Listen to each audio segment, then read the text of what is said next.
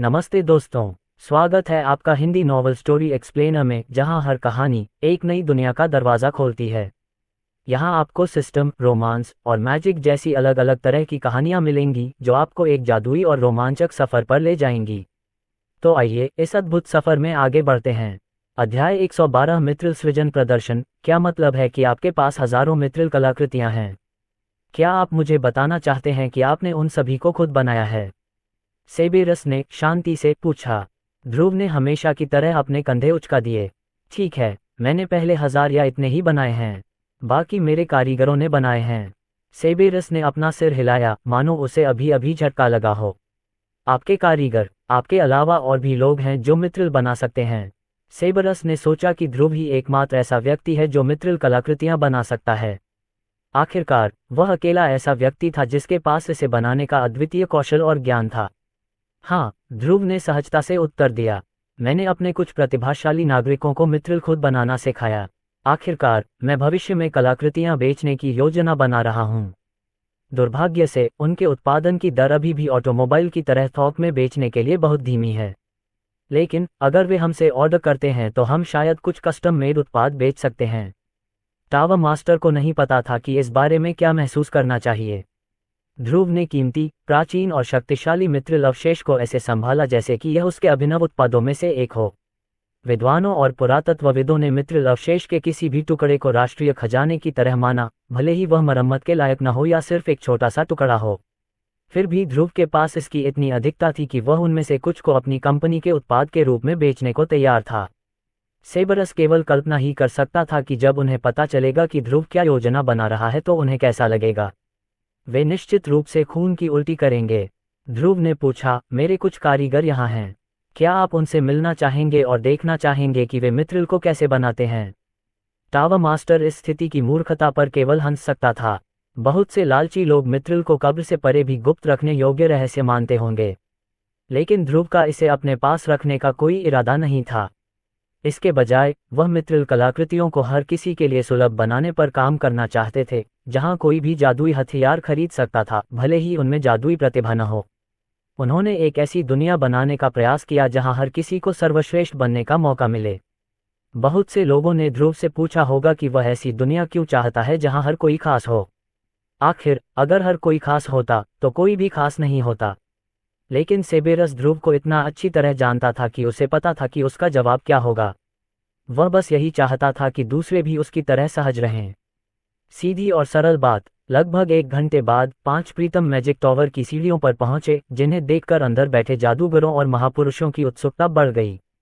वहां 2 प्राचीन बौने, एक स्मिथिंग मैन की, एक मेटलर्जिकल सेटायर और एक मेटलवर्कर ट्रोल थे। ये अर्धमानव उन लोगों में से थे जिन्हें ध्रुव ने मित्रिल सीखने के लिए पर्याप्त प्रतिभाशाली समझा था, जिन्हें रिबॉर्न राष्ट्र में पौराणिक मित्रिल पुरुषों के रूप में जाना जाता था। जब भी किसी रिबॉर्नियन को मित्रिल कलाकृति की आवश्यकता होती थी या वे अपनी वर्तमान कलाकृतियों को बदलना चाहते थे, तो उन्हें उनमें से किसी एक से इसे बदलने का अनुरोध करना पड़ता था। ध्रुव उनसे पहली मंजिल पर मिले और उन्हें ऊपर की मंजिल तक ले गए। बॉस, यह एक अच्छा टावर है। यह अच्छा लगता है क्योंकि यह मन से भरा है। मनुष्यों का कोर इतना छोटा क्यों होता है? ध्रुव द्वारा लाए गए अर्धमानवों को करीब से देखने पर सेबेरस अपनी हैरानी व्यक्त करने से खुद को रोक नहीं सका। ये सर्वविदित था कि अर्धमानव एक ऐसी प्रजाति थी जो जादू में पूरी तरह से निपुण नहीं थी। उन मनुष्यों की तुलना में जिन्होंने उच्च दर पर प्रतिभाशाली व्यक्तियों को जन्म दिया, अर्धमानवों के पास जादू करने में सक्षम व्यक्ति पैदा करने की संभावना केवल 1000 में से एक थी। इतना ही नहीं, अधिकांश यदि सभी अर्धमानव प्रजातियों में प्रतिभा जागरण की कोई अवधारणा नहीं थी। इसने मनुष्यों को जादू के मामले में श्रेष्ठ प्रजाति बनने की अनुमति दी। ये सब भगवान द्वारा दी गई प्रतिभा जागरण के कारण था। लेकिन किसी तरह इन अर्धमानवों ने जादू में अपनी अपार योग्यता के संकेत दिए, जो इस मैजिक टॉवर के प्रतिभाशाली लोगों से भी बेहतर थे। उन्हें सभी तत्वों में भी महारत हासिल है। सेबेरस चिल्लाया। ध्रुव को अपने सर्वोच्च कौशल के बारे में बताना पड़ा और यह भी कि किस प्रकार वह अपने कौशल का एक अंश अपने सहयोगियों को प्रदान करने में सक्षम था।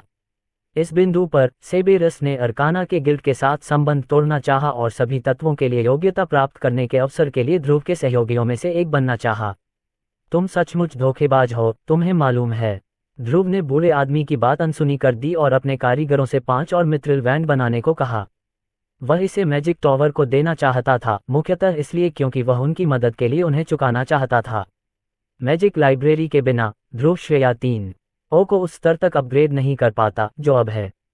उन्होंने जवाब दिया, 5 छड़ियां आ रही हैं। उन्होंने दमिश्क स्टील का एक नाखून के आकार का नमूना निकाला और उसमें मैना का इंजेक्शन लगाना शुरू कर दिया। अपने काम पर ध्यान केंद्रित करते हुए उनके चेहरे सिकुड़ गए।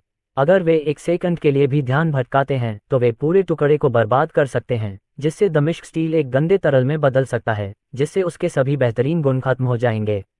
उन्हें दमिश्क स्टील के परमाणुओं में मौजूद अंतराल में मैना को निर्देशित करना था। अगर वे बहुत कम डालते तो ये सामग्री से चिपकता नहीं। अगर वे बहुत ज्यादा डालते तो ये स्टील को ओवरलोड कर सकता था और विस्फोटक प्रतिक्रिया हो सकती थी।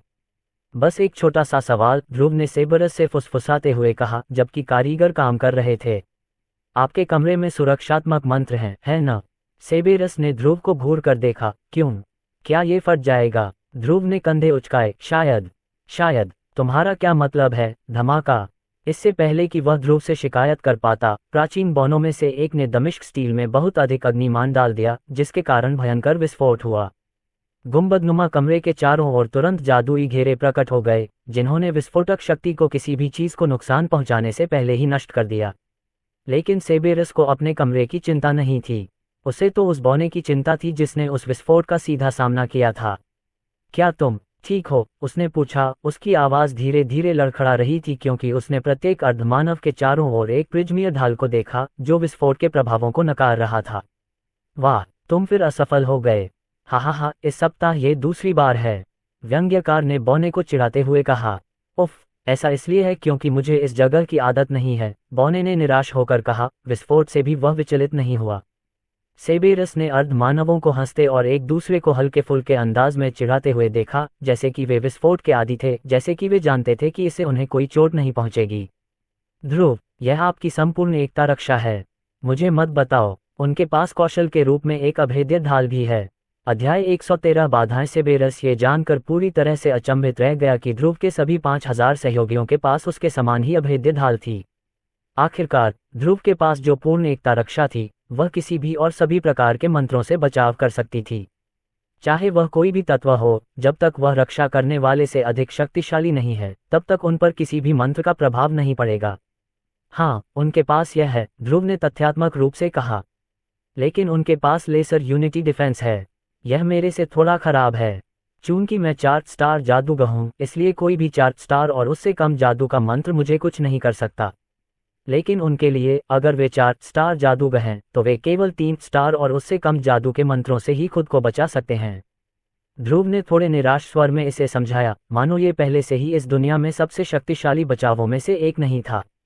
यहाँ तक कि सबसे अच्छे रक्षात्मक मंत्र भी केवल विशिष्ट तत्वों के विरुद्ध ही सुरक्षा प्रदान करते हैं। उदाहरण के लिए, टर्टल शेल चिटिन अग्नि जादूगरों के बीच एक लोकप्रिय रक्षा मंत्र था क्योंकि यह उन्हें जल मंत्रों से सुरक्षा प्रदान करता था, जो अग्नि जादूगरों के लिए एक प्राकृतिक प्रतिकार था। हालांकि उस मंत्र में पृथ्वी के मंत्रों के विरुद्ध कमजोरी थी। इसलिए यदि वे पृथ्वी के मंत्रों से बचाव करना चाहते थे, तो उन्हें इसका मुकाबला करने के लिए एक और रक्षात्मक मंत्र सीखना होगा। बेशक जादूगर बहुत अधिक रक्षात्मक मंत्र नहीं सीख सकते, अन्यथा उनके पास आक्रामक मंत्र सीखने के लिए पर्याप्त समय नहीं होगा। इसलिए यहाँ तक कि लघु एकता रक्षा, जिससे ध्रुव इतना निराश था, वह भी सेबेरस जैसे उच्च स्तरीय जादूगरों की रक्षा से कहीं बेहतर थी। यह एक कौशल भी था, कोई जादू नहीं, जिसका मतलब था कि उन्हें अपनी अभेद्य रक्षा करने के लिए किसी भी तरह के मान की जरूरत नहीं थी। यह एक दूसरी त्वचा की तरह था जो हमेशा मौजूद रहती थी, हमेशा बिना किसी सीमा के उनकी रक्षा करती थी। सेबेरस को अंततः समझ में आ गया कि रघुनाथ वंश ने ध्रुव के साथ गठबंधन क्यों किया। आखिरकार ये अर्धमानव गैर लड़ाकू किस्म के थे, फिर भी वे पहले से ही एक ताकत थे जिनका सामना अकेले ही किया जा सकता था। उनकी जन्मजात सुरक्षा को तोड़ने के लिए किसी को बहुत ज्यादा ताकत की जरूरत होगी। उस समय के बारे में सोचना भी डरावना था जब ध्रुव अपने लिए एक पूरी सेना इकट्ठा करेगा, जिनमें से प्रत्येक के पास केवल अपने सामान्य बचाव के माध्यम से किसी भी जादुई मंत्र को रोकने की क्षमता होगी। वे सभी तात्विक मंत्रों के प्रति प्रतिरोधी थे, साथ ही उनमें किसी भी प्रकार का तात्विक मंत्र डालने की क्षमता भी थी। उनकी सेना कड़ी सुरक्षा वाले इलाके में भी हमला कर सकती थी और फिर भी बिना किसी नुकसान के बाहर आ सकती थी, वो भी बिना किसी मंत्र या अन्य क्षमताओं का इस्तेमाल किए। उनकी सुरक्षा इतनी शक्तिशाली थी बॉनो द्वारा इतनी जल्दी ध्रुव के साथ गठबंधन करना एक बुद्धिमानी भरा निर्णय था। सेबेरस ने कभी भी ध्रुव द्वारा पार्च्ड लैंड्स में बनाए गए राष्ट्र के बारे में ज्यादा नहीं सोचा था, लेकिन अब जब उसने उनकी संभावनाओं की एक झलक देखी तो वह खुश हुआ कि वह ध्रुव का दोस्त बन गया। ऐसा लग रहा था कि यह अफवाह सच थी। जो लोग सर्वोच्च कौशल प्राप्त करते हैं वे अंततः दुनिया पर राज करेंगे या इसे पूरी तरह से बदल देंगे। वह शुक्रगुजार था कि ध्रुव एक अच्छा लड़का था। अगर वह पूरी तरह से विपरीत रास्ते पर चला जाता तो वह चाहता तो आसानी से इस धरती को बर्बाद कर सकता था। सेबेरस ये सोचकर कांप उठा। कुछ घंटों बाद अर्ध मानवों ने आखिरकार ध्रुव द्वारा मांगे गए 5 मित्रिल आर्टिफैक्ट बैंड तैयार कर लिए। उनमें से प्रत्येक में अलग अलग प्रभाव दिखाने के लिए अलग अलग तत्व थे। सेबेरस उनकी तकनीक के बारे में अविश्वसनीय रूप से जिज्ञासु था, लेकिन वह जानता था कि वह या कोई भी अन्य जादूगर मित्रिल बनाने में सक्षम नहीं होगा, भले ही उन्हें यह पता हो कि यह कैसे किया जाता है। मित्रिल को बनाने के लिए किसी के पास बहुतत्वीय महारत होना एक शर्त थी। सेबेरस को इस बात पर यकीन हो गया जब उसने अर्धमानवों को इसे खरोंच से बनाते देखा। इसका अर्थ ये था कि केवल ध्रुव के सहयोगी ही मित्रिल का निर्माण कर सकते थे, क्योंकि केवल उनके पास ही सभी तत्वों पर प्रभुत्व था। सेबेरस को इससे कोई निराशा नहीं हुई। भले ही वह इसे दोहरा न सके, लेकिन मित्रिल के भीतर अभी भी बहुत सारा ज्ञान छिपा हुआ था जिसका वह अध्ययन करना चाहता था। धन्यवाद ध्रुव, इन छड़ियों की मदद से हम मित्रिल के रहस्यों के बारे में और अधिक जानकारी प्राप्त कर सकते हैं, सेबेरस ने कहा और छड़ियां स्वीकार कर ली तथा उन्हें एक सुरक्षित संदूक में रख दिया।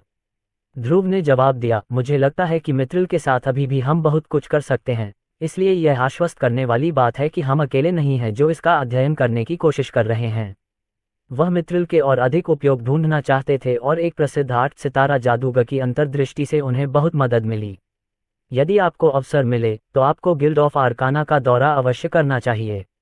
मुझे विश्वास है कि यदि आप उन्हें मित्रिल कलाकृति भेंट करेंगे तो आप उनका अनुग्रह प्राप्त कर लेंगे, जो आपके प्रयासों में बहुत बड़ी सहायता होगी, सेबेरस ने सलाह दी।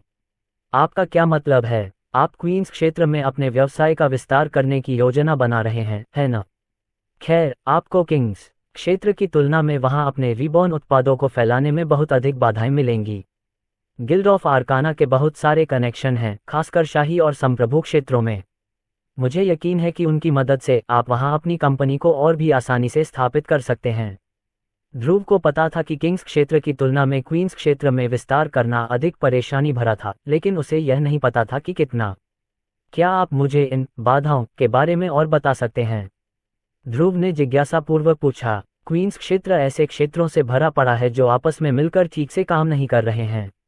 उनमें से कुछ रघुनाथ डॉम की तरह हैं, जहां वे बाहरी व्यापार को अपने काम में हस्तक्षेप करते हुए पसंद नहीं करते, जबकि अन्य क्षेत्र कंपनियों और व्यवसायों से इतने अधिक भरे हुए हैं कि उनका बाजार पूरी तरह से संतृप्त है। ये किंग्स क्षेत्र जैसा नहीं है जिसे देश का ग्रामीण क्षेत्र माना जाता है। मूल रूप से आपको उन क्षेत्रों में बहुत अधिक प्रतिस्पर्धा मिलेगी। भले ही आपके उत्पाद वास्तव में अच्छे हों और ग्राहकों द्वारा पसंद किए जाते हों, इससे कोई फर्क नहीं पड़ेगा कि उस क्षेत्र के स्वामी आपको अपनी भूमि पर इसे बेचने से मना कर दें। मैं यह नहीं कह रहा कि तुम ऐसा नहीं कर पाओगे। आखिरकार तुम जिद्दी रघुनाथ को भी अपने साथ गठबंधन करने के लिए राजी करने में सफल रहे। ये कुछ ऐसा है जो तुम्हारे दादा भी नहीं कर पाए थे। हालांकि यदि आपको क्वींस क्षेत्र के बड़े अधिक स्थापित समूहों से सहायता मिले तो यह आपके लिए बहुत आसान होगा। उदाहरण के लिए, गिल्ड ऑफ आर्काना आपको कई बाजारों में अपनी स्थिति स्थापित करने में मदद कर सकता है। आप लायन और परिवार के साथ भी गठबंधन कर सकते हैं, जो तलवारबाज वंश के लिए प्रसिद्ध नाम है। वे किसी भी अवांछित ध्यान को रोकने में मदद कर सकते हैं। आप मोंटगोमरी परिवार से भी मदद ले सकते हैं, जिनके क्वींस क्षेत्र के लगभग हर क्षेत्र से राजनीतिक संबंध हैं। या फिर आप अपने दादा से भी कुछ सहायता मांग सकते हैं। आखिरकार जब सभी बाजारों की बात आती है तो वैंडरबिल्ट नाम का बहुत महत्व है। अध्याय 114 शहर का अवलोकन। सेबेरस से बात करने के बाद ध्रुव अपने मन में बहुत कुछ लेकर मैजिक टॉवर से चला गया। यद्यपि टॉवर मास्टर की सलाह सही थी, ध्रुव फिलहाल किसी भी संगठन की मदद लेने की योजना नहीं बना रहा था। अगर वे मदद की पेशकश करते तो वह उनकी मदद स्वीकार कर सकता था, लेकिन ध्रुव उनसे मदद मांगने के इरादे से उनके पास नहीं जा रहा था। यह उनके बीच सहयोग के लिए अच्छा आधार नहीं होगा। उदाहरण के लिए, उसने कभी भी रघुनाथ से मदद नहीं मांगी। अगर उसने ऐसा किया भी होता तो रघुनाथ ने तुरंत उससे बात करने से मना कर दिया होता, जिससे भविष्य में उनके बीच दोस्ती की कोई संभावना नहीं रह जाती। इसके बजाय उन्होंने रघुनाथ को अपने पास आने दिया, जिससे उन्हें पुनर्जन्म राष्ट्र के अच्छे इरादों का पता चल गया, जिसके परिणामस्वरूप दोनों क्षेत्र मित्र बन गए। ये बात और भी महत्वपूर्ण हो गई क्योंकि वह गिल्ड ऑफ अरकाना, लायनहॉर्ट परिवार, मोंटगोमरी परिवार या क्वींस क्षेत्र के किसी अन्य संगठन के बारे में कुछ भी नहीं जानता था।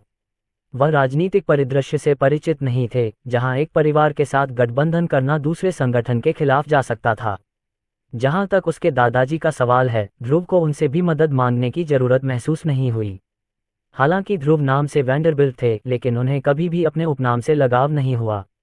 वह खास तौर पर तब और भी अलग थलग हो गया जब करीब 1 साल पहले उनके दादाजी अपनी महत्वपूर्ण मीटिंग में नहीं आए।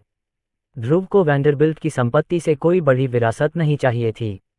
वह उजाड़ और बेकार पार्च्ड लैंड्स को विरासत में पाकर अविश्वसनीय रूप से संतुष्ट था।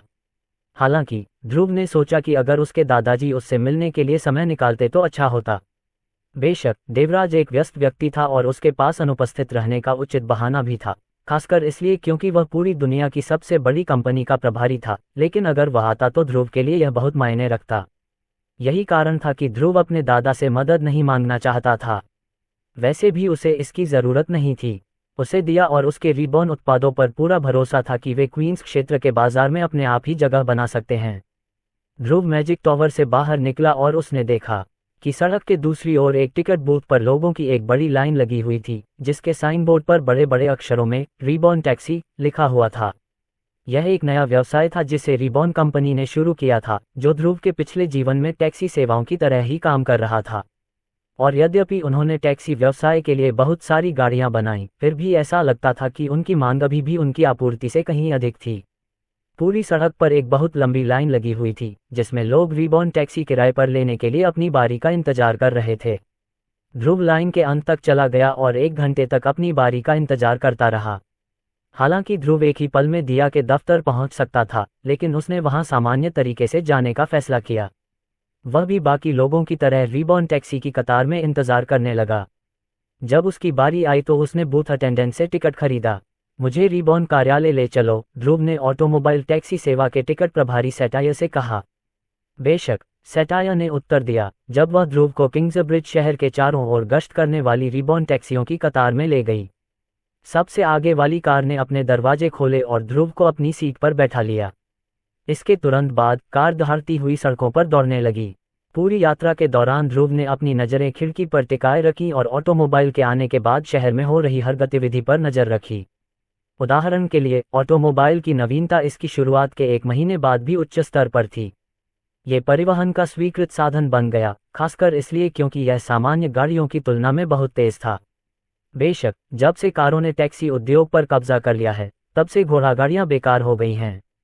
सड़कों पर बमुश्किल ही कोई घोड़ागाड़ी बची है। इस समस्या के समाधान के लिए ध्रुव ने एक कार्यक्रम शुरू किया, जिसमें उन टैक्सी चालकों को गाड़ी चलाना सीखने और रीबॉर्न टैक्सी सेवा का कर्मचारी बनने का मौका दिया गया। यह उन ड्राइवरों के लिए एक बड़ी वित्तीय सफलता साबित हुई क्योंकि ऐसे बहुत से ग्राहक थे जिन्होंने ऑटोमोबाइल की नवीनता को आजमाने के लिए उनकी सेवाएं लीं। वे किंग्सब्रिज सिटी से बहुत दूर तक यात्रा कर सकते थे, बिना हर यात्रा के लिए महीनों का समय लगाए, जिससे उन्हें लंबे समय में अधिक पैसे मिलते थे। उदाहरण के लिए, ध्रुव का ड्राइवर एक मध्यम आयु वर्ग का व्यक्ति था जो इस कार्यक्रम का हिस्सा था। देरी के लिए माफ़ी चाहता हूँ, नौजवान, ड्राइवर ने माफ़ी मांगते हुए कार को किनारे पर रोक दिया। सड़कों पर अभी भी काम चल रहा है, इसलिए बहुत ज़्यादा ट्रैफिक है। लेकिन चूंकि वे उस जादुई कंक्रीट का इस्तेमाल कर रहे हैं, इसलिए ये काम कल तक पूरा हो जाएगा। कंक्रीट का कारोबार भी ठीक चल रहा था। ऑटोमोबाइल के उदय के साथ किंग्सब्रिज की संपूर्ण सड़क प्रणाली को पुनः तैयार किया जा रहा था, ताकि कारों के लिए उपयुक्त समतल कंक्रीट सड़कें बनाई जा सकें। क्या रीबॉर्न कंपनी इतनी अद्भुत नहीं है? ड्राइवर ने प्रशंसापूर्वक कहा। वे हमारे शहर को बेहतर के लिए बदल रहे हैं। ध्रुव मुस्कुराया। ऐसी प्रशंसा सुनकर वह अंदर से थोड़ा शर्मिंदा भी हुआ, क्योंकि ड्राइवर को पता ही नहीं था कि वह कौन है। जैसे ही कार धीरे धीरे यातायात के बीच से आगे बढ़ी, ध्रुव ने देखा कि निर्माण श्रमिक सड़क पर कंक्रीट डाल रहे थे। जिन श्रमिकों के हाथ गंदे थे, उनमें से अधिकांश मानव थे, जबकि पूरे निर्माण परियोजना की देखरेख करने वाले प्रबंधक प्रीतम थे। ध्रुव ने उन्हें चिंटू के वफादार छात्र और उसके कर्मचारी के रूप में पहचाना। होबमैनकीज ने उनके हाथों में मौजूद ब्लूप्रिंट का निरीक्षण किया। सेटर्स ने मानव श्रमिकों को निर्देश दिया कि वे जमीन को बेहतर तरीके से कैसे खोदें, और बॉनो ने श्रमिकों को सिखाया कि स्टील के सुदृढ़ीकरण को ठीक से कैसे स्थापित किया जाए। तुम्हारा विचार अर्धमानवों के बारे में क्या है? ध्रुव ने ड्राइवर से पूछा। अधेड़ उम्र के आदमी ने बगल की ओर देखा और देखा कि अर्धमानव इस परियोजना की जिम्मेदारी ऐसे संभाल रहे हैं जैसे ये सामान्य बात हो। फिर भी उसकी नज़र में ये बहुत ही असामान्य बात थी। ईमानदारी से कहूँ तो मैं ये देखकर हैरान हूँ कि वे इतने होशियार हैं। मैंने कभी नहीं सोचा था कि वे जादू भी कर सकते हैं।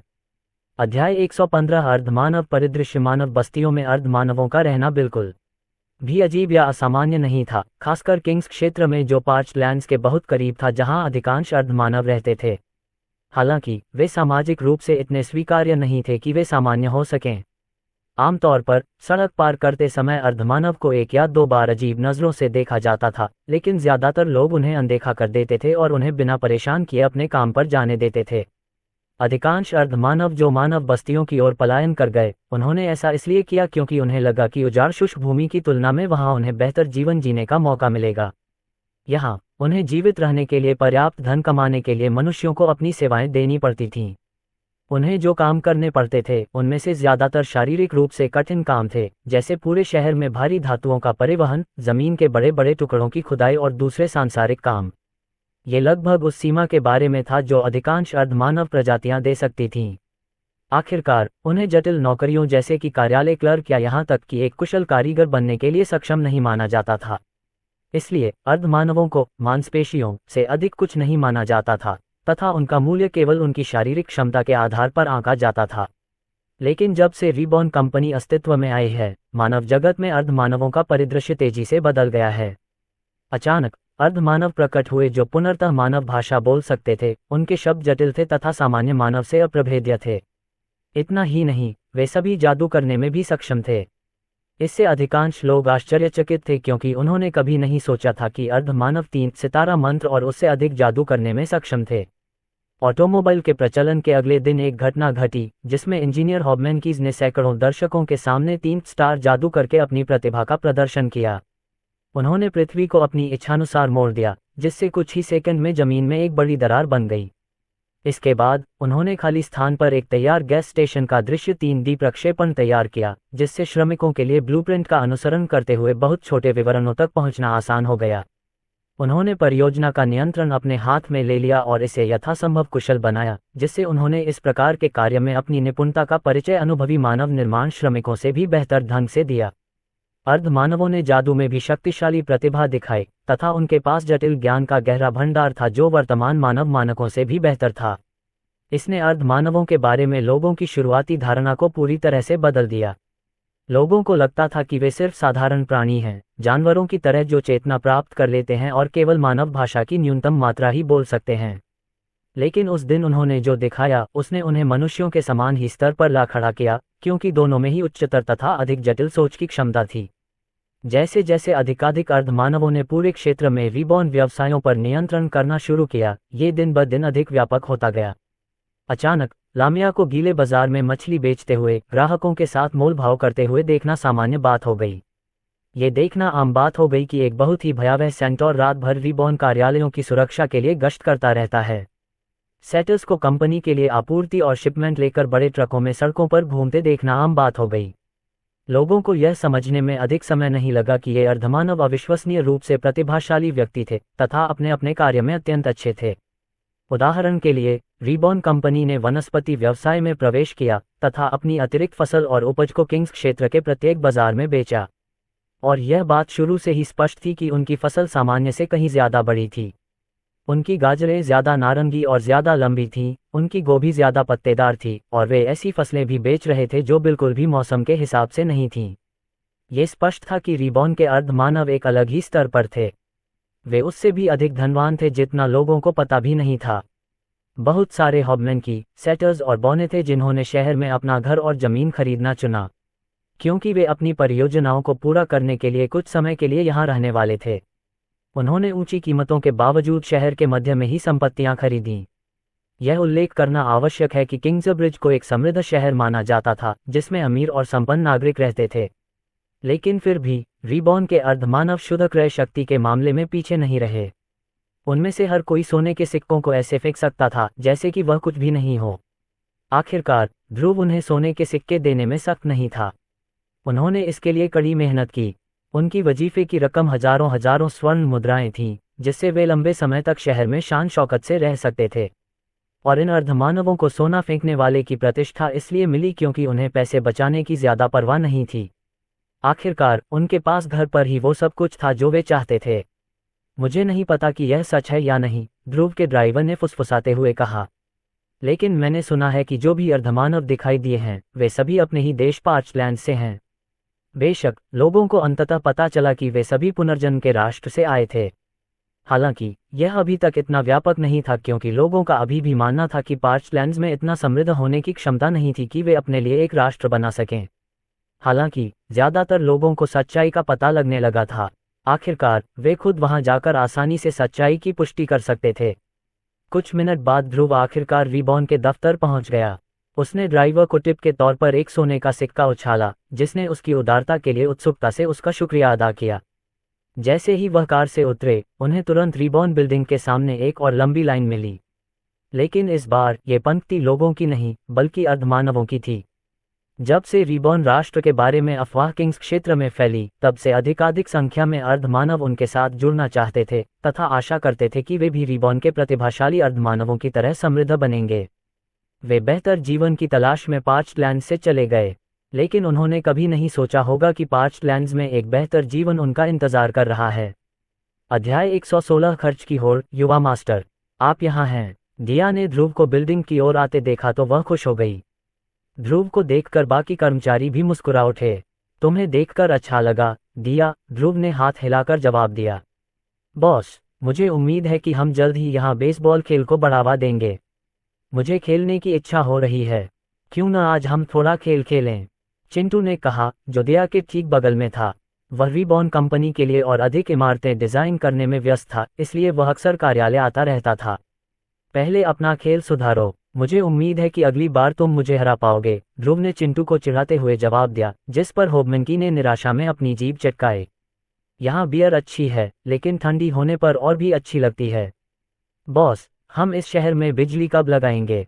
चिंटू के पास ट्रेन था, जो इस शहर में काम करने वाले सभी बॉनों का पर्यवेक्षक बन गया।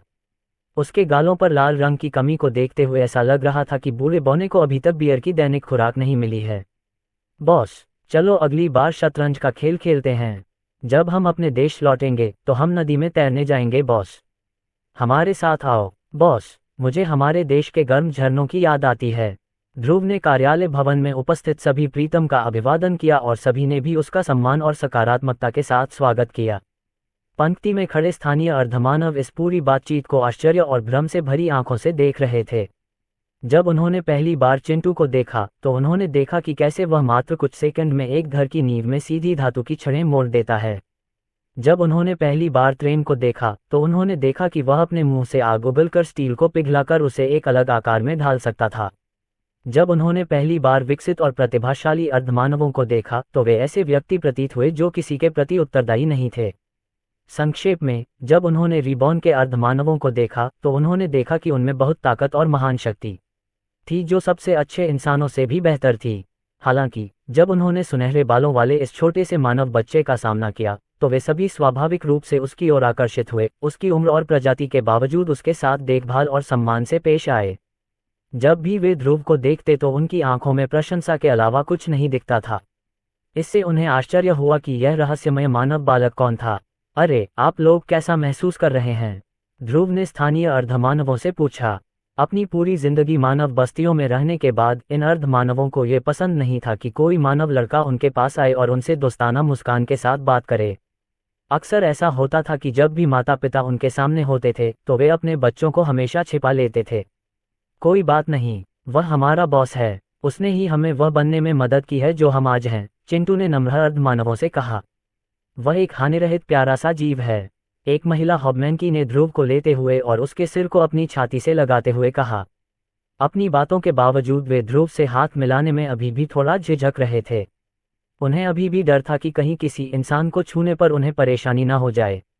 ध्रुव उनकी भावनाओं को समझता था, इसलिए बर्फ पिघलाने के लिए उसने उन पर खूब खर्च करने का फैसला किया। मेरे पीछे आओ, उसने अर्धमानवों से कहा। चिंटू और दूसरे प्रीतम को ध्रुव का पीछा करने के लिए अर्धमानवों को धक्का देना पड़ा, लेकिन अंततः वे स्वेच्छा से उसके पीछे चलने लगे। चूंकि यह शहर के मध्य में था, इसलिए इस पूरे क्षेत्र में बहुत सारे सक्रिय बाजार थे, जहां हर किसी के आनंद के लिए ताज़ा उपज से लेकर मांस की कटार और कैंडीड मिठाई तक सब कुछ बिकता था। ध्रुव और अर्धमानवों के विशाल समूह को अगली गली तक चलना था और फिर वे भीड़ भाड़ वाले जीवंत बाजार में पहुंच गए। अर्धमानव एक समूह में एक साथ इकट्ठे हो गए, एक दूसरे से अलग होने से डरते थे क्योंकि वे मानव क्षेत्र में घुटने तक घुस गए थे। वे इस जगह पर अक्सर नहीं आते थे क्योंकि यह केवल अमीर लोगों के लिए था और यहाँ की कीमतें ऐसी नहीं थीं जो वे वहन कर सकें। इसके बावजूद वे बूथों पर सजाए गए मुंह में पानी लाने वाले चिकन स्क्यूअर और कैंडीड सेब को देखने से खुद को रोक नहीं पाए। यहाँ तक कि बच्चे भी अपने आप को रोक नहीं पाए जब उन्होंने देखा कि इंसानी बच्चे खुशी खुशी अपनी माँ द्वारा उनके लिए लाए गए खाने को खा रहे हैं।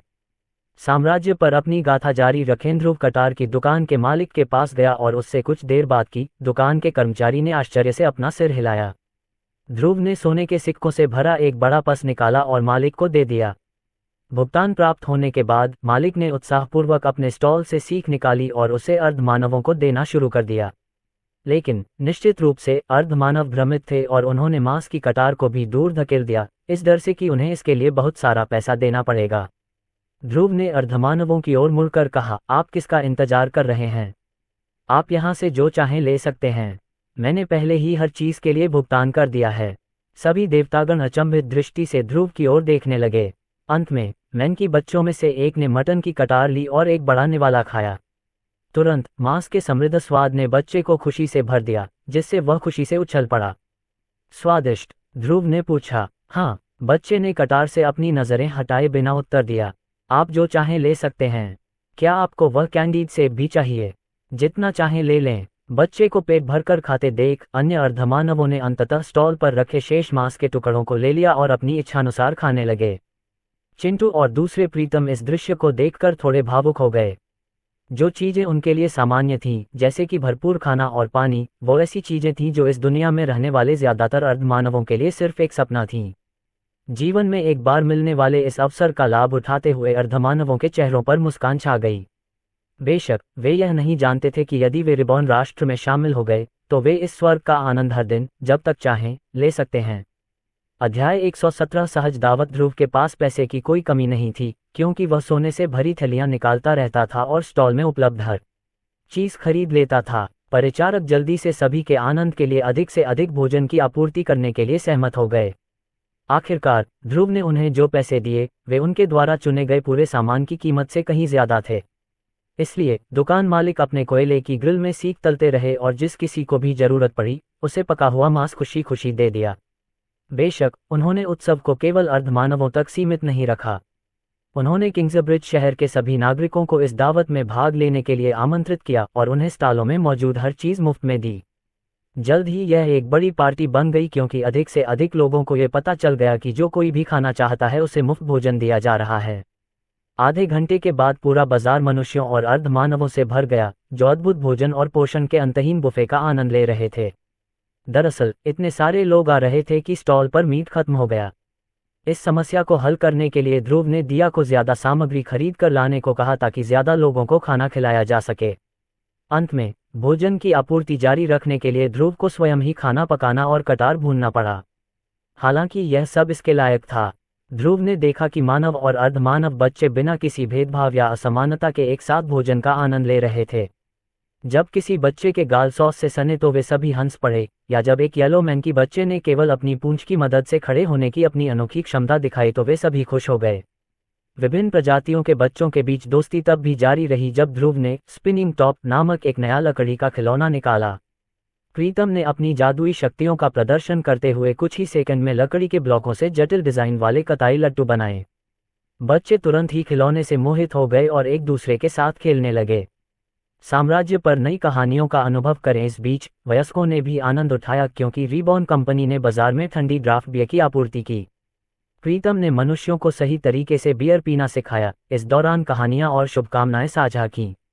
अर्धमानवों ने भी इसमें हिस्सा लिया और इस खुशी के मौके पर उन्हें पता चला कि मनुष्य उनके साथ दूसरे मनुष्यों जैसा ही व्यवहार करते हैं। ये संभवतः पहली बार था जब अर्धमानव और मनुष्य बिना किसी दिखावे के एक दूसरे से बात कर रहे थे और एक दूसरे की संगति का आनंद ले रहे थे। जैसे जैसे अधिकाधिक लोगों ने इस स्वतःस्फूर्त घटना के बारे में सुना, वे सोचने लगे कि आखिर यह सब कैसे शुरू हुआ। पूछने वाले सभी लोगों का ध्यान एक लड़के की ओर था, जिसके बाल सुनहरे थे, आंखें दयालु थीं, तथा उसकी मुस्कान ऐसी थी कि उसे देखने वाला हर कोई उसे प्रभावित कर रहा था। उस लड़के ने यहाँ हर चीज का भुगतान किया। ओह, वह कौन है? वह इतनी विलासिता कैसे वहन कर सकता है? इससे कोई फर्क नहीं पड़ता कि वह कितना अमीर है, फर्क इस बात से पड़ता है कि वह मुफ्त में भोजन दे रहा है।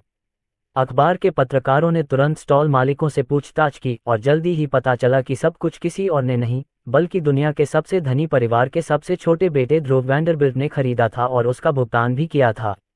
यद्यपि वे जानते थे कि उनका परिवार अत्यंत धनी था, फिर भी उन्होंने कभी नहीं सोचा था कि वह ऐसे साधारण दिन पर मुफ्त में पैसा बांट देंगे। इतना ही नहीं, लोगों ने देखा कि सभी विशेष और प्रतिभाशाली अर्धमानव ध्रुव के साथ घनिष्ठ रूप से जुड़े हुए थे, जैसे कि ध्रुव का उनसे कोई व्यक्तिगत संबंध हो। अरे, मैंने एक अफवाह सुनी है, मुझे नहीं पता कि यह सच है या नहीं। यह क्या है? कुछ लोग कहते हैं कि यह युवा लड़का ही रिबॉन कंपनी का मालिक है। क्या वह रिबॉन जो नल और ऑटोमोबाइल कारें बेचती है? वह कंपनी जो हर महीने लाखों करोड़ों सोना कमाती है? वह कंपनी इस बच्चे की है। हालांकि ध्रुव ने कभी इस तथ्य को नहीं छिपाया कि वह रिबॉन का मालिक था, लेकिन उसने कभी इसका विज्ञापन भी नहीं किया। गूगल पर जब वह रिबॉन के दफ्तर में गया तो ज्यादातर लोगों ने सोचा कि वह कोई आम ग्राहक है जो रिबॉन से बहुत सारा सामान खरीदना चाहता है। आखिरकार वह एक अमीर लड़का था। उन्होंने कभी नहीं सोचा होगा कि उन्होंने ही इस पूरे काम को शुरू किया था और बेचे जा रहे सभी उत्पाद उनके ही विचार थे। लेकिन ये समझ में नहीं आता, वह एक वैंडरबिल्ट है न? उसने अपने उत्पादों को बेचने के लिए अपने परिवार की कंपनी का उपयोग क्यों नहीं किया? किंग्स क्षेत्र में यह भी आम बात थी कि रिबॉन कंपनी ने देश के इस क्षेत्र में वैंडरबिल्ट व्यवसाय को खत्म कर दिया था। उन्होंने जल्दी ही किंग्स क्षेत्र के हर व्यवसाय पर कब्जा कर लिया, जिससे वैंडरबिल्ट कंपनी को किंग्स क्षेत्र से आंशिक रूप से हटना पड़ा। अन्य लोगों को ये बात समझ में नहीं आई कि ध्रुव अपने पारिवारिक व्यवसाय के खिलाफ प्रतिस्पर्धा क्यों करेगा। क्या आप नहीं जानते, महान देवराज वर्मा ने घोषणा की है कि उनकी कंपनी की पूरी संपत्ति और उनका नाम उनके द्वारा चुने गए उत्तराधिकारी को दिया जाएगा। वे कहते हैं कि वैंडरबिल्ट नाम वाला कोई भी व्यक्ति उनकी सारी संपत्ति का उत्तराधिकारी बन सकता है, बशर्ते वह खुद को योग्य साबित करे। ये सिर्फ वरिष्ठता के आधार पर तय नहीं होता। हो सकता है ध्रुव वैंडरबिल्ट ये दावा करने की कोशिश कर रहे हों कि वे जमीन से एक कंपनी खड़ी करके अपने दादा की संपत्ति के उत्तराधिकारी बनने के योग्य हैं। जैसे ही यह अफवाह फैलने लगी, अधिकाधिक लोग इस पर विश्वास करने लगे। हालांकि वे सच्चाई के करीब थे, लेकिन ये बिल्कुल सही नहीं था। ध्रुव ने रिबॉन कंपनी सिर्फ इसलिए बनाई क्योंकि वह ऐसा करना चाहता था, इसलिए नहीं कि वह विरासत के लिए लड़ना चाहता था जैसा कि दूसरे कहते हैं। अगर यह सच है तो मुझे लगता है कि वह उत्तराधिकारी बन सकते हैं। देखिए उन्होंने रिबॉन कंपनी के साथ क्या किया है।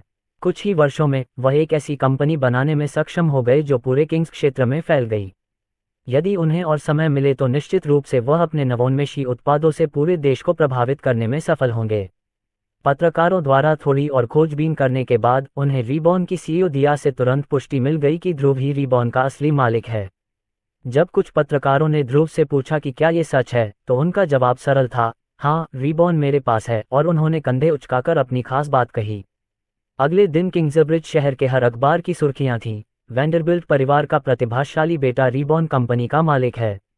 अध्याय 118 प्रतिभाशाली बेटे ने पुनर्जन्म ली। अगली सुबह जब किंग्सब्रिज शहर के नागरिक जागे तो उन्होंने सबसे पहले अखबार में एक रहस्य का खुलासा पढ़ा जो पिछले 5 वर्षों से उनके दिमाग में घूम रहा था। रिबॉन का मालिक कौन था? उस समय ऐसी अफवाहें थीं कि यह कोई जादूगर, कोई सन्यासी या कोई विदेशी मुगल है, और जैसा कि पता चला वे सभी गलत थे। ध्रुव के पास रिबॉन था। इस घोषणा ने पूरे शहर में सभी को चौंका दिया। उनमें से प्रत्येक ने ये जानकर अविश्वास व्यक्त किया कि यह केवल एक बच्चा था जिसने उन्हें शानदार कारें और नल लाए थे। रिबॉन द्वारा बेचे गए उत्पाद इतने चतुराईपूर्ण और अपने समय से बहुत आगे के थे कि कई लोगों को यह विश्वास करना कठिन हो गया कि एक 11 वर्षीय बच्चे ने इन्हें बनाया है। हालांकि समाचार पत्रों में प्रस्तुत साक्ष्यों ने पूरा इतिहास बता दिया कि रिबॉन कंपनी कैसे शुरू हुई और कैसे यह आज जैसी बन गई। इसकी शुरुआत तब हुई जब ध्रुव ने साबुन का आविष्कार किया और फिर यह एक ऐसी कंपनी बन गई जो प्रतिमाह लाखों करोड़ों स्वर्ण सिक्के कमा रही थी। कई लोग ध्रुव की सरलता और इस तरह के तेजी से बढ़ते व्यवसाय को बनाने में उनकी अंतर्दृष्टि से प्रभावित थे। हालांकि कई लोग ये जानकर आश्चर्यचकित थे कि ध्रुव न केवल बुद्धिमान था, बल्कि वह जादू में भी अविश्वसनीय रूप से प्रतिभाशाली था। आधिकारिक स्रोतों के अनुसार मैजिक टॉवर ने एक बार ध्रुव को टॉवर मास्टर का निजी छात्र बनने का अवसर दिया, ये सम्मान केवल उन लोगों को दिया जाता है जिनके पास 7 स्टार जादूगर और उससे ऊपर बनने की प्रतिभा होती है। वेंडरबिल्ट परिवार ने सचमुच एक अद्वितीय वंशज को जन्म दिया है। ये सचमुच अद्भुत है कि उसमें एक प्रतिभाशाली जादूगर और एक शानदार उद्यमी बनने की प्रतिभा है। कुछ हम लोगों के लिए बचा कर रखना, बच्चे। और क्या तुमने सुना? वह बच्चा उजाड़ सूखी भूमि को भी समृद्ध क्षेत्र बनाने में सक्षम था। अखबारों में यह भी बताया गया कि ध्रुव ने पार्च्ड लैंड्स में अपना खुद का देश बनाया था, जिसका नाम नेशन ऑफ रिबॉर्न था। यहीं से चिंटू, एनी और ट्रेन जैसे सभी प्रतिभाशाली अर्धमानव आए और यहीं उन्होंने आज बिकने वाली गाड़ियां बनाई। इसने बहुत से जिज्ञासु लोगों को सच्चाई की पुष्टि करने के लिए पार्च्ड लैंड्स की यात्रा करने के लिए प्रेरित किया। आखिरकार वहां बहुत सी अविश्वसनीय कहानियां लिखी गई थीं, जैसे कि भोजन और पानी की प्रचुरता, बिजली के बल्बों की उपस्थिति और केवल बेसबॉल नामक खेल के लिए बनाया गया स्टेडियम। उनके लिए सौभाग्य की बात यह थी कि वहां एक बहुत ही सुविधाजनक रिबॉर्न बस थी जिसका वे उपयोग कर सकते थे, जो उन्हें 1 सप्ताह से भी कम समय में सीधे रिबॉर्न राष्ट्र तक पहुंचा देती थी। उनके लौटने के बाद रिबॉर्न के राष्ट्र के लिए प्रशंसा और प्रशंसा के अलावा कुछ नहीं था।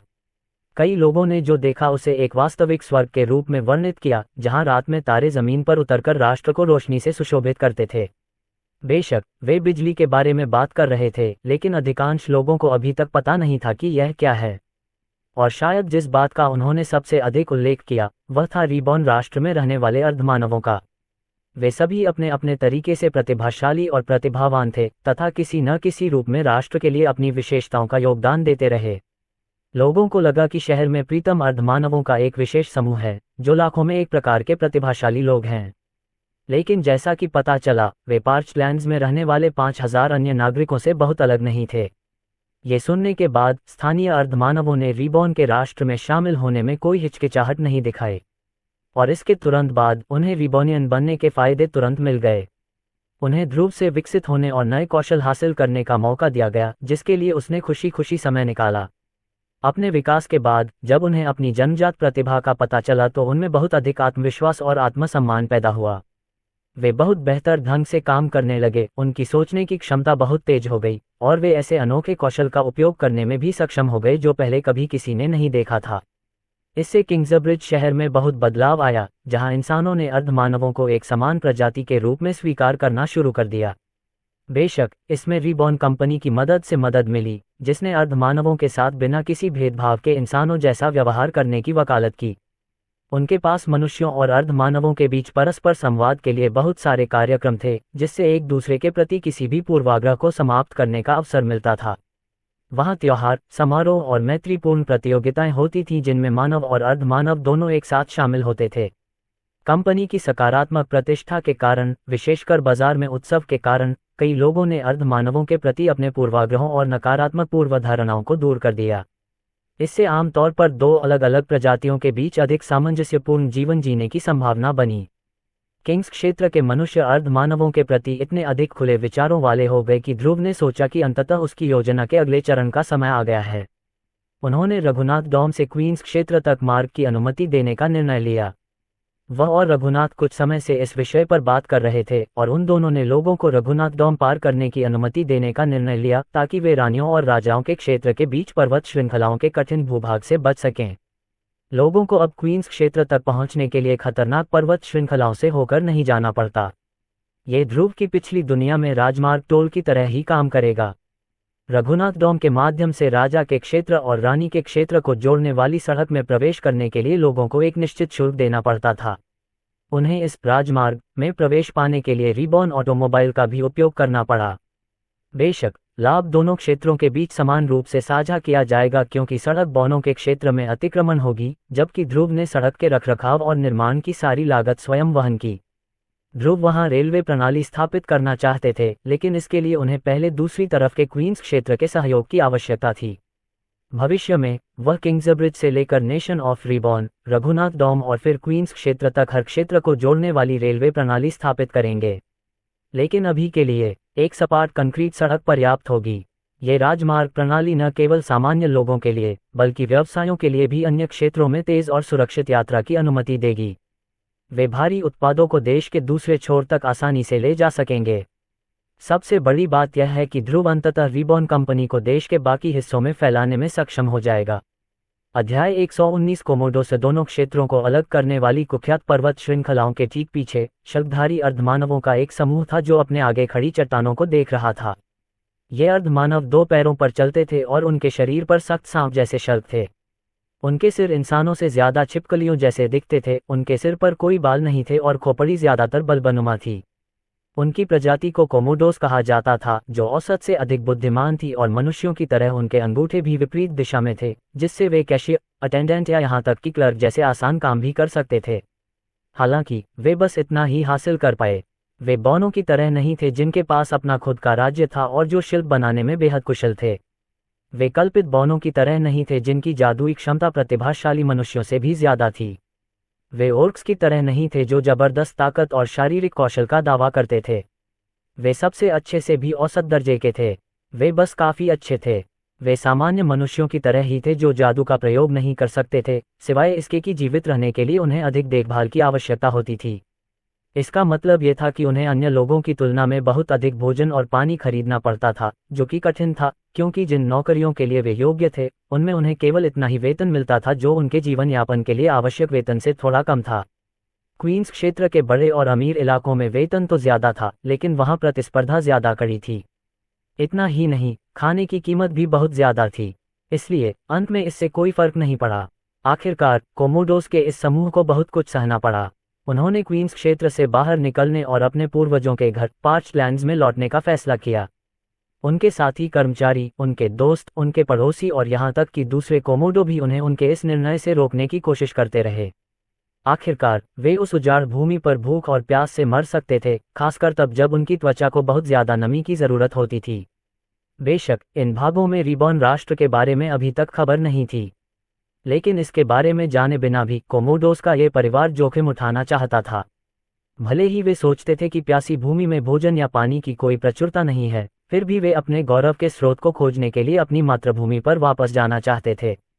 आखिरकार उनके पूर्वज कभी अर्धमानवों की एक गौरवशाली प्रजाति थे, जो इस पूरे विश्व की सबसे मजबूत और शक्तिशाली जाति से निकटता से संबंधित होने के लिए प्रसिद्ध थे। पुराने समय में कोमोडो प्रजाति ड्रैकोनियन जाति का हिस्सा थी। वे ड्रैगन थे, लेकिन अन्य ड्रैगन जातियों से अलग रहने के हजारों सालों बाद कोमोडोस अपनी मूल वंशावली से बहुत दूर चले गए थे। उन्होंने अपनी शक्ति खो दी थी। वे एक ऐसी प्रजाति में बदल गए थे जिनमें कोई जादुई योग्यता नहीं थी, कोई शारीरिक शक्ति नहीं थी, यहाँ तक कि उनके शल्क भी इतने कमजोर हो गए थे कि वे गर्मी के कारण दम तोड़ देते थे।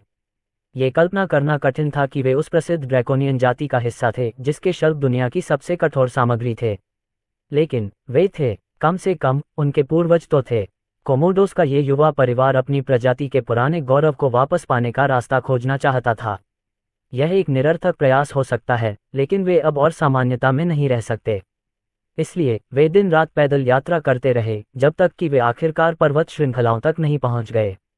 पहाड़ों की खड़ी और फिसलन भरी चट्टानें पहले से ही इस बात का संकेत थीं कि यह एक कठिन यात्रा होगी, लेकिन वे जोखिम उठाने के लिए तैयार थे।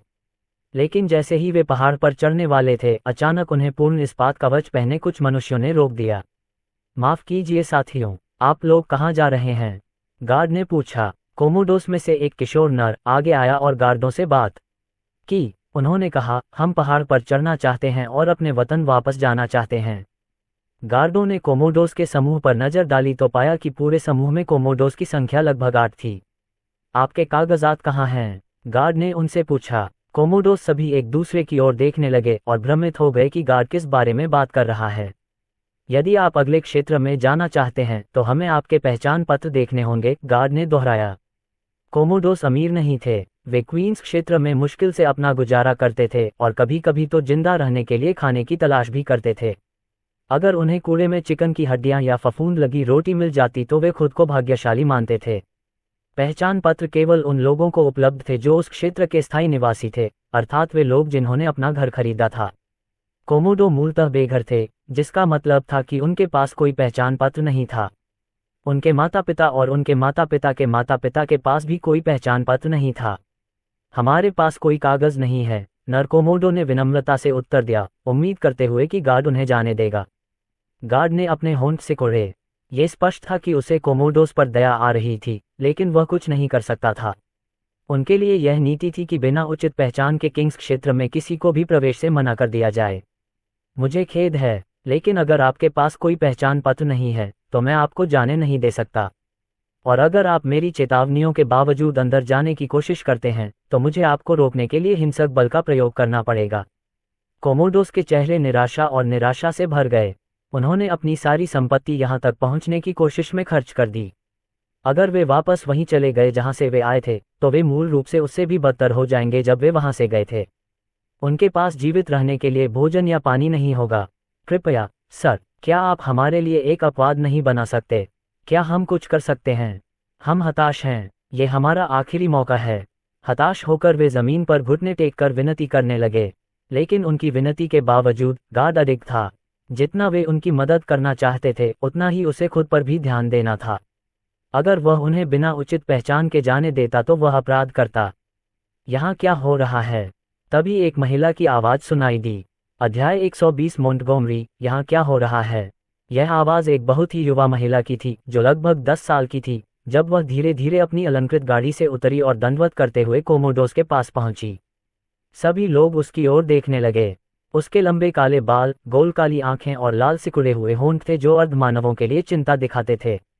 वह शालीनता और आत्मविश्वास के साथ उनकी ओर चली। अगर उसके सिर पर कोई किताब होती तो वह चट्टानी इलाके में चलते हुए भी गिरती नहीं, वह हिलती भी नहीं। यदि यह इस युवती की पृष्ठभूमि का पता लगाने के लिए पर्याप्त नहीं है तो उसकी निजी संपत्ति निश्चित रूप से पता लगा लेगी। उसकी पोशाक बहुत महंगे लाल रेशम और बढ़िया लिनन से बनी थी और उसके किनारों पर रत्न जड़े हुए थे। ये गाड़ी भी ऐसी थी जिसे कोमोडोस ने केवल राजघरानों द्वारा ही बड़े पैमाने पर इस्तेमाल होते देखा था। इतना ही नहीं, उसके पीछे सहायक गाड़ियों का एक पूरा बेड़ा था जो स्पष्ट रूप से इस युवा महिला को जहां भी जाने की योजना थी वहां ले जाने के लिए था। युवा मिस, हम यहाँ सिर्फ अपना काम करने आए हैं। ये अर्धमानव पर्वत श्रृंखलाओं को पार करना चाहते हैं लेकिन उनके पास कोई पहचान पत्र नहीं है, गार्ड ने कहा। उसका स्वर थोड़ा ज्यादा सम्मानजनक था। उसने पहचाना कि वह ज्यादा संपन्न परिवार से थी। युवती ने कोमोडोस की ओर देखा और उनसे पूछा, क्या ये सच है? वे उसकी नज़रों से दूर भाग गए। किसान होने के नाते यह शायद पहली बार था जब वे किसी ऐसे व्यक्ति के इतने करीब थे जो देखने में कुलीन परिवार से था। हाँ, ये सच है, उन्होंने कहा। हम खानाबदोश हैं, हमारे पास रहने के लिए कोई घर नहीं है। हमारे पास अपनी पहचान दिखाने के लिए कोई कागजात नहीं है, लेकिन हम सिर्फ पारच लैंड्स जाना चाहते हैं और अपने वतन लौटना चाहते हैं। लड़की ने गहरी सांस ली। उसे इस देश में पहचान पत्र नीति से हमेशा से नफरत थी। ये हमेशा उन अर्धमानवों के साथ भेदभाव करती थी जिन्हें समाज में सामाजिक रूप से स्वीकार नहीं किया जाता था। वह जमीन पर घुटनों के बल बैठ गई और कोमोडोस के साथ सीधी टक्कर ली, इस बात की परवाह किए बिना कि जमीन पर पड़ी धूल और गंदगी से उसकी पोशाक गंदी हो जाएगी। कोमोडोस ने उस युवा लड़की को देखा जो उनके स्तर पर खुद को गिराते हुए आश्चर्यचकित थी।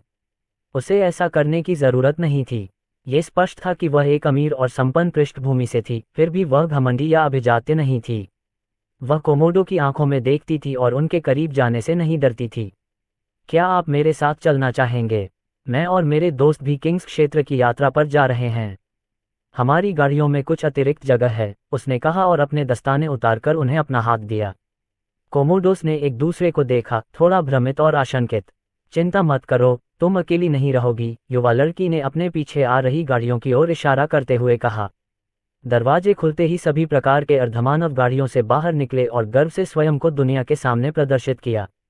हैरानी की बात यह है कि लड़की को कई तरह के अर्धमानवों द्वारा ले जाया जा रहा था जिन्होंने महंगे ट्यूनिक्स और शर्ट पहन रखे थे। उनके चेहरों पर आत्मविश्वास भरी मुस्कान थी, मानो उन्होंने कभी उन कठिनाइयों का अनुभव ही नहीं किया था जिनका सामना क्वींस क्षेत्र में अधिकांश अर्धमानवों को करना पड़ता है। ये मेरे अनुरक्षक हैं, युवा लड़की ने कहा। जैसा कि आप देख सकते हैं, मैं अर्धमानवों के साथ भेदभाव नहीं करती। मैं उनके लिए वकालत करती हूँ। कोमोडोस को यह देखकर आश्चर्य हुआ कि अन्य अर्धमानव प्रजातियां अपनी गाड़ियों में सवार थीं। वे अर्धमानव होने पर गौरवान्वित और गर्वित लगते हैं, कोमोडोस के विपरीत जिन्होंने अपनी प्रजाति के लिए सारा गर्व खो दिया था। लेकिन इसके बारे में क्या? कोमोडोस ने नम्रतापूर्वक गार्डों की ओर देखते हुए कहा। युवा मिस, अगर आप इन अर्धमानवों को ले भी लें तो भी वे किंग्स क्षेत्र में नहीं जा सकते। उनके पास पहचान पत्र नहीं है, गार्ड ने कहा। तभी एक अन्य गार्ड की नज़र अचानक उस युवती की गाड़ी पर लगे प्रतीक पर पड़ी। इसमें रात्रि आकाश में तारों के एक समूह का चित्रण दिखाया गया था। यह मोंटगोमरी परिवार का प्रतीक चिन्ह है, वह चिल्लाया। उसके काले बाल, विशिष्ट रूप और उसके अर्धमानव अनुरक्षक। ये युवा लड़की मोंटगोमरी परिवार की सबसे छोटी बेटी आन्या होनी चाहिए। ये सुनकर मूलगार्ड को अपनी गलती का एहसास हुआ और उसने तुरंत अपना रवैया बदल दिया। वह चौकन्ना होकर खड़ा हो गया और ऐसा दिखने की हिम्मत नहीं जुटा पाया कि वह झुका हुआ है। मैं क्षमा चाहता हूँ, मुझे नहीं पता था कि मैं क्या कह रहा था। आप अपनी इच्छानुसार आगे बढ़ सकते हैं। मोंटगोमरी परिवार पूरे देश में अपने राजनयिक संबंधों के लिए प्रसिद्ध था। वे सभी क्षेत्रों में किसी भी संघर्ष में मध्यस्थता करने, किसी भी बहस को निष्पक्ष तीसरे पक्ष के रूप में निपटाने के लिए जिम्मेदार लोग थे। अपने काम की प्रकृति के कारण मोंटगोमरी परिवार को राजनयिक प्रतिरक्षा प्राप्त थी। आखिरकार दो क्षेत्रों के बीच संघर्ष में मध्यस्थता करने के लिए उन्हें बिना किसी बाधा के इन स्थानों पर जाना आवश्यक था, अन्यथा वे अपना काम नहीं कर पाएंगे। सौभाग्य से राजनयिक प्रतिरक्षा के लाभ के कारण पहचान पत्र जैसी चीजें उस युवा लड़की के लिए कोई समस्या नहीं थीं। चूंकि कोमोडो अब आन्या के एस्कॉर्ट्स का हिस्सा थे, इसलिए वे अब खुद आन्या का ही एक हिस्सा थे।